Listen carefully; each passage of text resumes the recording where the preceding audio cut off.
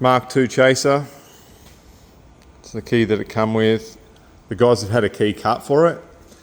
Getting the key cut, they were under the presumption that the immobiliser was stopping the vehicle from starting. Anyway, so it's ended up at a locksmith's. Let's come back to them looking like this. We have just found the problem and fixed the problem. So you run you through what's going on. There's the key that they've got. Still wouldn't have started.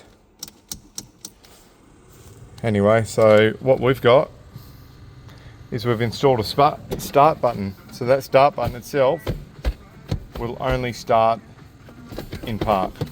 So as soon as we're in park, ignition on, we have authority to start.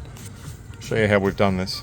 So we've come from the gearbox selector, through a fuse, up into the start relay. So we're just the feed to the start relay now. So we've got a 10 amp fuse. We could run down to a 5 if we wanted to. That's a 50 amp start switch in there. So it's capable of actually starting without the relay, but it's only drawing about half an amp at the moment.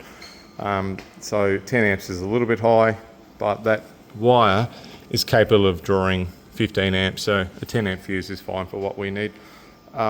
Yeah, so straight to the start relay, and it will allow us to start only whilst we're in park. So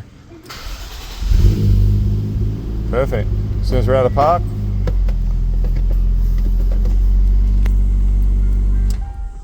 when we're turned off, turn back on.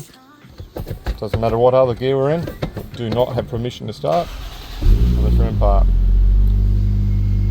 Another job fixed. Cheers guys, appreciate it.